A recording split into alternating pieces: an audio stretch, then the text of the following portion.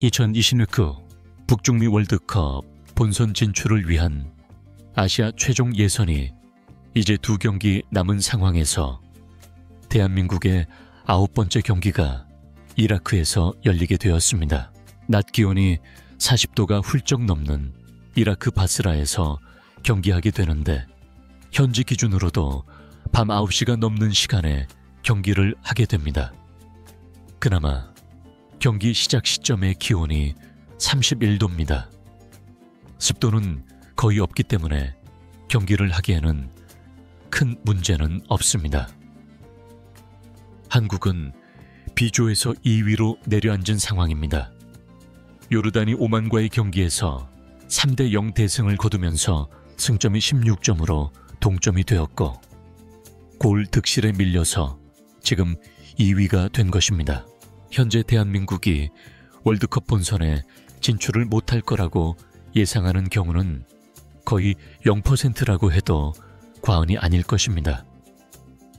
그런데 분명한 건 아직 결정된 건 아무것도 없다는 것입니다. 이라크와의 경기에서 패배한다면 승점을 쌓지를 못하게 되고 마지막 10번째 경기인 쿠웨이트와의 경기에서마저 패배를 해버린다면 3위로 플레이오프까지 치러야 하는 끔찍한 사건이 일어나게 됩니다. 중국을 월드컵 본선에 나가게 하려고 본선 진출 국가를 48개국으로 늘리고 아시아에 8.5장을 부여했는데도 이렇게 월드컵 본선 진출이 어려워서야 되겠습니까? 중국은 남은 2경기를 통해서 조 3위라도 노려보려고 했고 특히 신태용 감독을 경질시킨 인도네시아를 격파해 주기를 바라기도 했지만 욕심이 너무 컸습니다. 중국은 인도네시아 전에서마저 패배하면서 본선 진출 실패가 확정되었습니다. 네, 바이바이. 일본은 이미 확정이 된 상황입니다. 한국이 무패를 기록하고도 2위인 이유는 팔레스타인 같은 팀을 한 번도 이기지 못했기 때문에 벌어진 사태입니다. 정말 황당하죠. 특히 3월에 치러졌던 2경기를 모두 비긴 것도 문제였습니다. 한국은 이라크와의 경기에서 무승부만 거둬도 본선 진출 확정이 됩니다. 그런데 한국이 이라크 원정에서 성적이 좋지를 못합니다. 거기다 손흥민이 아예 명단 제외가 되어 있었습니다. 홍명보 감독이 무리시키지 않겠다고 했었지만 아예 명단 제외가 될 줄은 전혀 예상 못했는데요. 손흥민의 발 상태가 확실히 문제가 있었고 아직도 회복이 되지 못했던 거였습니다. 회복이 되기 전에 무리한 출전을 했던 게 화근이 되었던 것 같습니다. 하지만 또 생각해보면 소속팀의 결승전을 위해서 무리할 수밖에 없었다는 것도 이해해야죠. 손흥민은 부상이지만 그래도 팀에 합류하면서 캡틴으로서의 책임을 다하고 있었습니다. 한국은 조현우 골키퍼, 서령우, 조유민, 권경원, 이태석, 박용우, 황인범, 이재성, 이강인, 오세훈, 황희찬이 선발 출전하게 되었습니다. 한국은 손흥민뿐만 아니라 김민재까지 출전할 수 없다는 것도 매우 아쉬운 상황이죠. 김민재는 부상 중에도 미넨팀에 충성해야 했는데 오히려 비난을 당하는 황당한 상황이고 클럽 월드컵도 출전할 수 없을 정도의 상황입니다. 그리고 황희찬이 선발 출전인 게 좀 의아했는데 아니 소속팀에서 완전 외면당하면서 거의 3개월 만에 경기 출전하는 건데도 홍명보 감독은 황희찬을 선발 출전시켰습니다. 이라크의 홈 경기장은 12년 전에 지어진 최신 경기장이라서 오히려 월드컵 본선 실전 경기라고 해도 되겠더라고요. 경기 초반, 이라크는 한국을 몰아붙이려고 매우 적극적으로 임했습니다. 아니, 어디가 더 강팀인 건지 모르겠더라고요. 한국은 여전히 패스가 느슨하기도 하고 자주 끊기면서 갈 길이 좀 멀어 보였습니다. 5분쯤부터는 한국의 점유율이 점점 높아졌지만 볼이 이강인에게 많이 갈수록 좋은 경기가 될 것이라고 봤는데 오른쪽보다 왼쪽에 더 치중되었습니다.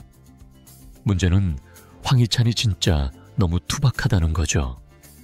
왜 황희찬이 선발인지 이해 안 갈 정도였습니다. 스피드마저도 밀렸습니다. 한국은 별다른 공격이 없다가 26분에 변수가 발생합니다.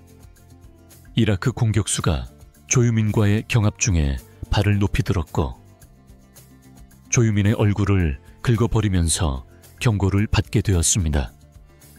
그런데 VAR이 가동되면서 퇴장을 주었습니다. 조유민이 얼굴이 긁히면서 피까지 흘렸고 누가 봐도 선수를 위협하는 장면이었기 때문에 정당한 퇴장이었습니다. 이렇게 되면 한국이 원하는 최소 무승부가 매우 가까워진 거죠. 한국은 무승부만 거둬도 본선 진출 확정입니다. 이라크로서는 이 경기 못 이긴다고 해서 비참할 것도 없습니다. 플레이오프로 개고생 심하게 해서 40년 만에 월드컵 본선에 진출도 가능할 수 있는 저력 있는 팀입니다. 이라크가 한국에게 수적 열세의 기회를 주고 나서부터 득점 찬스가 생기게 되었습니다. 골이 득점하는 순간 골이 아닌 거예요. 31분에 황인범의 완벽한 어시스트가 있었는데 황희찬이 노마크 상황에서 왼발 슈팅으로 그물까지 움직였습니다. 그래서 골을 넣고 세리머니를 안 한 건 줄 알았는데 아니었습니다. 골대 옆으로 슈팅을 한 겁니다.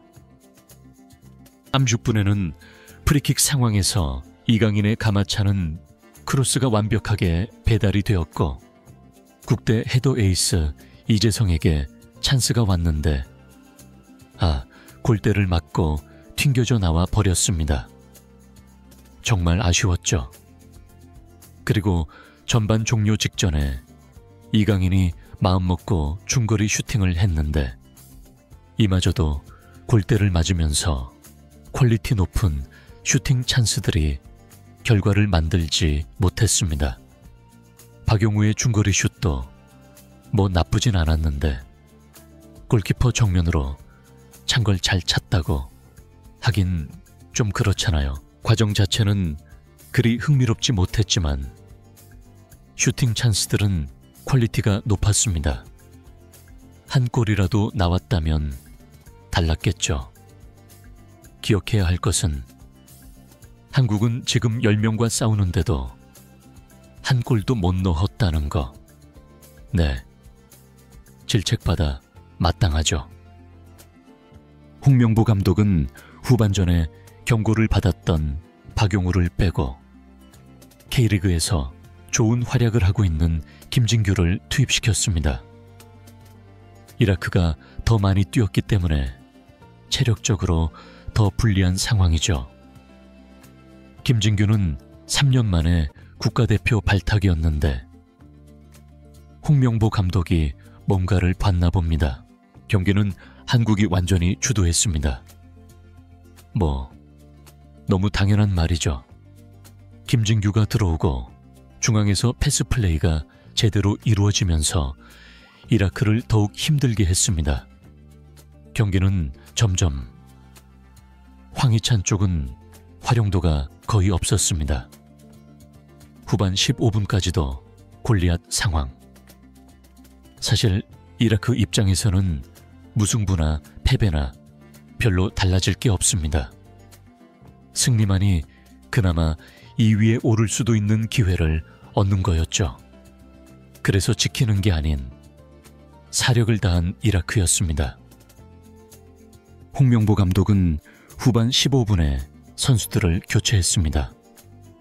황희찬과 오세훈을 빼고 문선민과 오형규를 투입시켰습니다. 얼마 안 돼 한국에게 기회가 왔는데 황인범의 슈팅이 골키퍼의 선방에 막혔고 세컨드 볼 상황에서 오형규도 욕심을 내서 슈팅을 시도했습니다. 뭐 나쁘지 않았어요. 그리고 원하고 바라던 선제골이 63분에 터집니다. 김진규, 서령우, 이강인의 패스플레이가 빛을 발했습니다. 서령구가 컵백한 것을 이강인이 김진규에게 내줬고 교체 투입된 김진규가 득점에 성공한 것입니다. 홍명보 감독의 용병술, 네, 또 성공 이강인의 도움이었습니다. 이라크는 더 급해졌죠. 이라크에게는 오로지 승리만이 필요한 상황이니까요. 이어서 이재성에게 또 한 번 헤더 슈팅 기회가 왔는데 이번엔 선방에 막히면서 득점에 또 실패하고 말았습니다. 기온이 매우 높은 만큼 선수들이 지칠 수밖에 없죠. 김진규의 활약은 계속 돋보였습니다. 뭐죠? 박용우 없어도 되겠던데요. 네. 보석을 찾은 느낌이었습니다. 김진규의 시야 좋은 패스로 황인범이 박스 안에서 골 찬스가 왔는데 너무 강하게 차려다가 높이 뜨고 말았습니다. 12분, 한국의 두 번째 골이 터집니다.